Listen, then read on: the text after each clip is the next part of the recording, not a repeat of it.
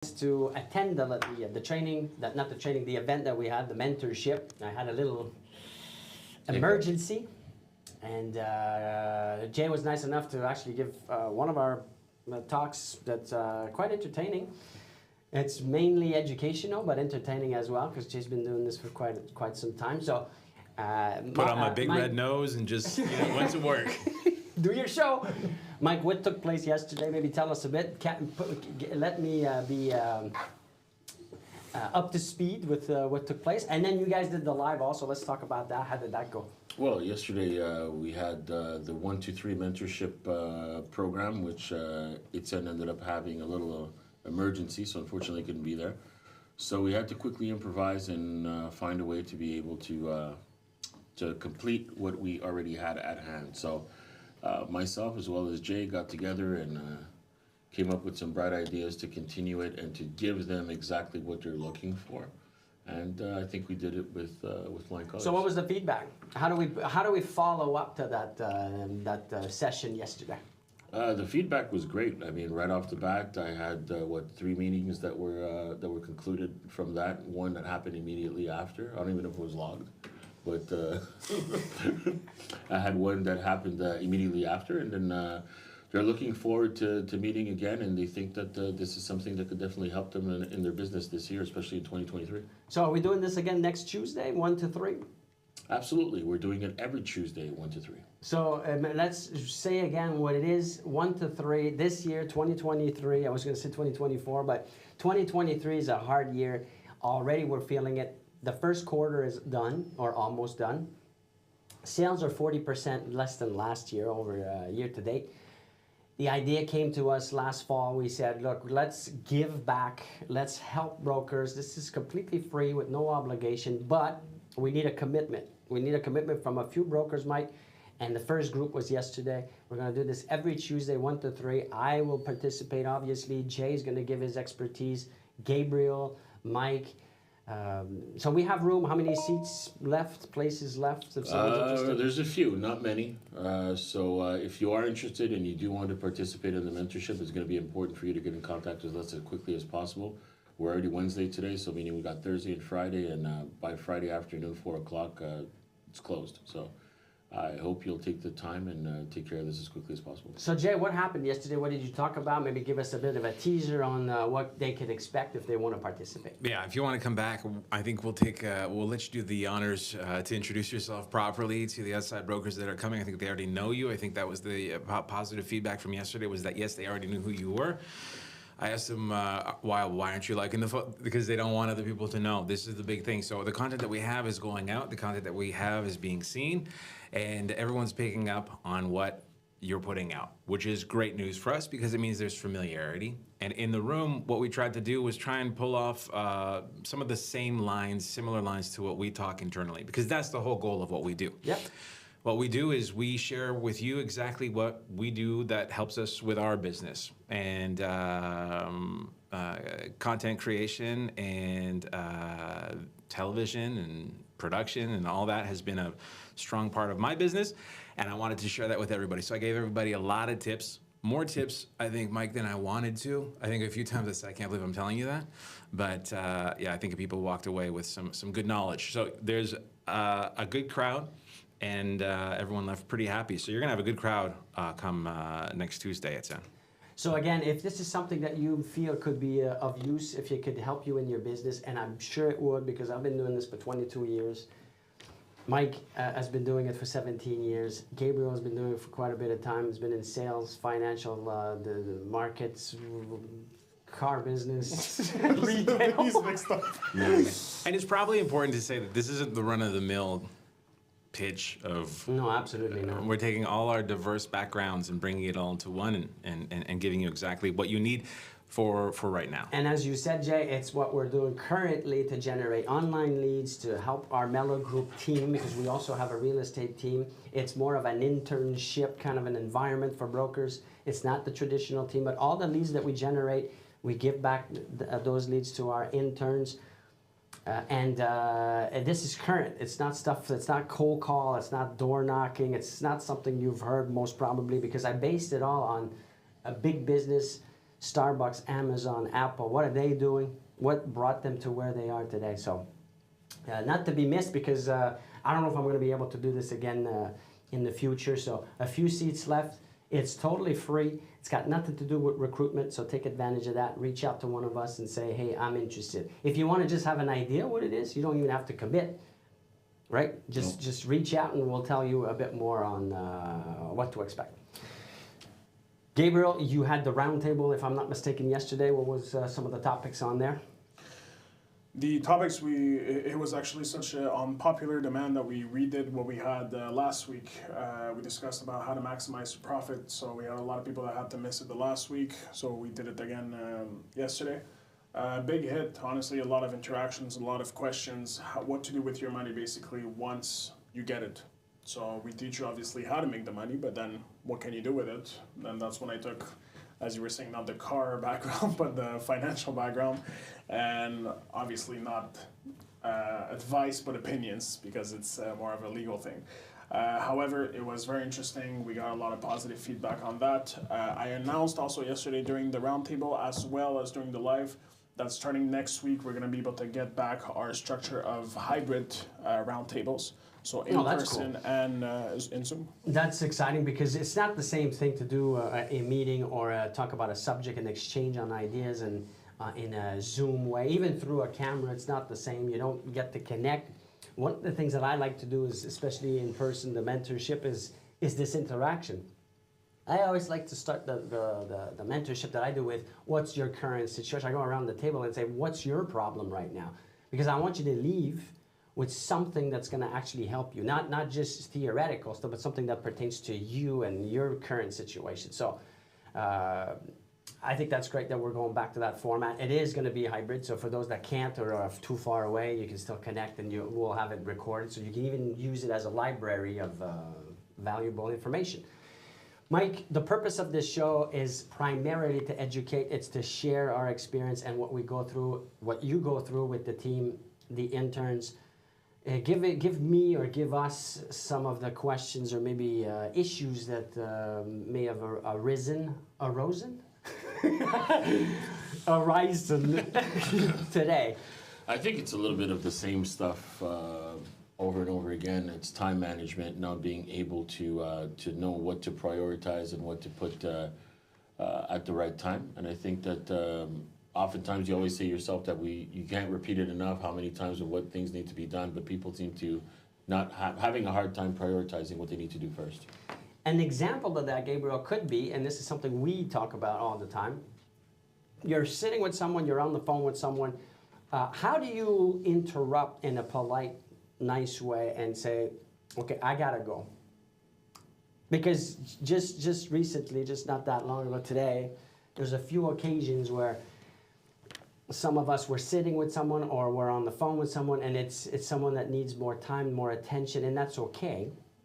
But we all have to service and many clients. And how do we handle that? How do you control your time so that someone else doesn't take it away from you, so that you get to accomplish what you have to do? Well, I guess you got to get to a point where you got to tell them, well, listen, you know what, I have another appointment. I'm sorry I have to let you go at this point, but we can continue this conversation at a different time, and what would be more convenient for you. It's surprisingly very hard for people. Yeah. It's very hard. Surprisingly very, very hard. And it was very hard for me in real life. I'd be at friends' houses and mom would say, do you want, oh, okay. Oh, okay. It got to the point where I had to start practicing saying no. And I would do that at Starbucks. I would say, I'll have the iced latte. And it's like minus 400 degrees outside. Are you sure? I was going, yes, I would insist. And I got better at it by ordering coffee. Little trick. But the thing is that if you get an appointment, let's say to go potentially list a property, you're sitting with the vendors, you don't have much else to do, you're desperate for that business, you don't share that, you don't say it, but that's how you feel inside. Why would you interrupt the meeting after 45 minutes and say, okay, well, thank you very much, I have to get on with my day? Why would you want to do that? And not just sit there for as long as the person wants to talk about it?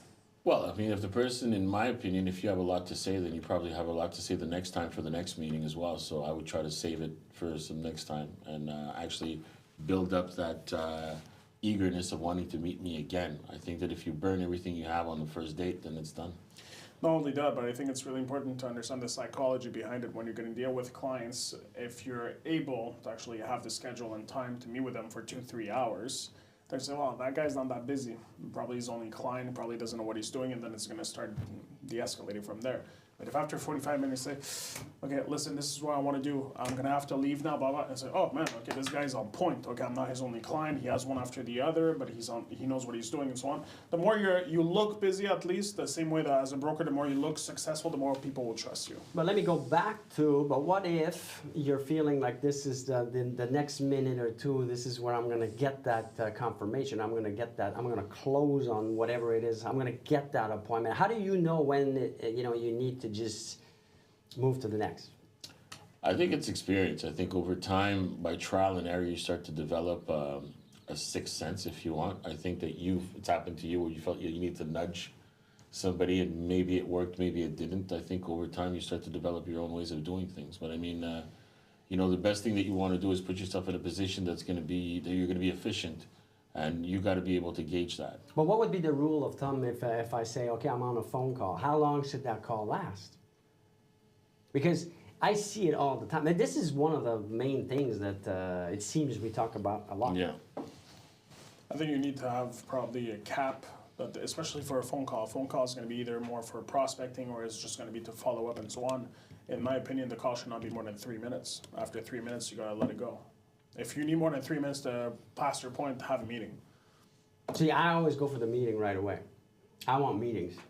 The meetings for me are the one step before the actual I'm signing, I'm committing, I'm buying. Because it's a big ticket item that it's not a thing you do on the phone or online in real estate. How do you feel about that? My question to you would be, I think it depends on the client.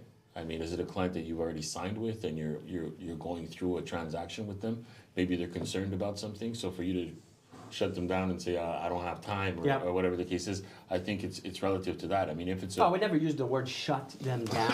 I don't think it's a word I would use. But I want to manage my time, even to the point where for phone calls, they're going to be scheduled in the appointment. See, an example would be I overheard someone earlier on the phone, and it was long. I would have said, I get the call and I see the conversation is going to require more than 3 minutes. Well, let's schedule some time on that. Now, the topic, the emergency part is not going to be more than 3 minutes, as you said, Gabriel. So the other stuff that just came to their mind as they're talking to me are going to have to be scheduled. Okay, let's make an appointment. It could even be an appointment by phone. Put it in the calendar. So now you're in full control of every minute of your day so that you end up doing everything you had planned to do. Because in the end, that's what we want, right? Exactly. Gabriel, you have a lot to say about that, but I'm going to have to stop you. What about the current situation right now? You're doing what we call the quick start to your real estate business, the condensed version, the 4-day shortcut. We also like to call it Hell Week. Well, you like to call it Hell Week. Tell us more. You're on your 3rd day now? 2nd day, excuse me. 2nd day, yeah. How's that going? What's the feedback? What are some of the questions and topics maybe you're covering? Honestly, we go pretty much through absolutely everything, right? So when you think about it, people think you're going to talk about tools and you're going to talk about forms, you're going to do a bit of role play and so on. But we passed the entire last hour today on one particular question. When you go see somebody that actually had a house donated to them, you knock on their door, how do you approach them? Right, what do you say? And why would it be good for you as a broker to go see somebody that has a house donated to them? And then people would start doing it was funny, but it was good to know also what was going through people's mind. The first one actually opened, when the door was open, said, hey, I would just like to say congratulations. And then I would cut them off and say, congratulations for what? My mom just died. That's why I got this house. Where are you congratulating? And he's like, oh, snap. So there is more than reason why you would get a house. And I hope you all got the oh, snap part.